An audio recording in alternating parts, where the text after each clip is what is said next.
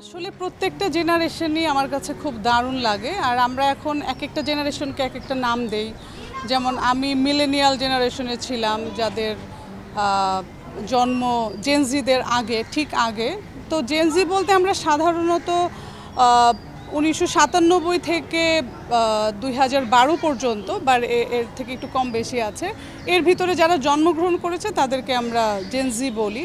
তো আমি যেহেতু শিক্ষক হিসাবে জেনজিদেরকে পেয়েছি, তো ওরা আসলে আমার কাছে একটু বেশি ইউনিক লেগেছে। যেমন আমি মিলেনিয়াল জেনারেশন থেকে বিলং করা একজন শিক্ষক, যখন একটা জেনজিকে আমি ফেস করছি, তখন আমি দেখতে পাচ্ছি যে তাদের ভিতরে ইন্টারনেট ব্যবহারের প্রবণতাটা বেশি। তারা যখন ক্লাসে তাদের জেনজিদেরকে পড়াচ্ছি, তখন আমি দেখতে পাচ্ছি তাদের ভিতরে অনেক ইনোভেটিভ ব্যাপারও আছে।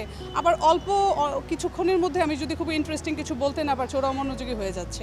তো তাদের মনোযোগ ধরে রাখার জন্য আমাকে অনেক বেশি ইন্টারনেটের সাথে কানেক্ট করে, প্রযুক্তির সাথে কানেক্ট করে এই নিয়ে যখন আমি কথা বলছি, তখন তারা দেখছি যে খুব মনোযোগী হয়ে কথা বলছে।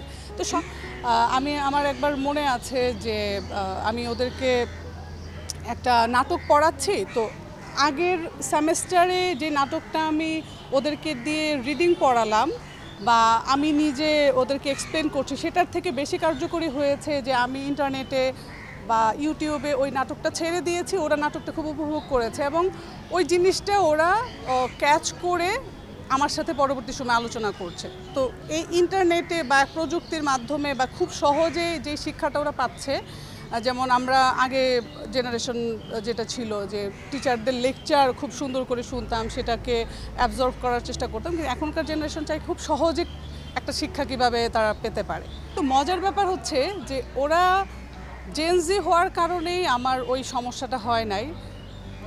আমি যখন ওদেরকে বললাম ক্লাসরুম খুলতে হবে বা ফেসবুকে লাইভে ক্লাস নিতে হবে, তো সরাসরি ক্লাসের থেকেও দেখলাম যে ওরা ওইখানে অনেক বেশি আগ্রহী, যে ওরা নতুন নতুন প্রযুক্তি সম্পর্কে জানতে পারছে, ওরা নিজেদের ফেস ইন্টারনেটে দেখতে পারছে বা সোশ্যাল মিডিয়াতে শেয়ার করছে। এগুলো অনেক বেশি ওদের মধ্যে এক্সাইটমেন্ট কাজ করে। তো সেই জন্য আমি দেখলাম যে জেনজিদেরকে নিয়ে আমার করোনাকালীন সময়ে ঘরে বসে অনলাইনে ক্লাস নিতে কোনো সমস্যাই হয় নাই, বরং মনে হয়েছে যে না, এটাতেই মনে হয় যেন এই জেনারেশনের জন্য খুব বেশি ইফেক্টিভ।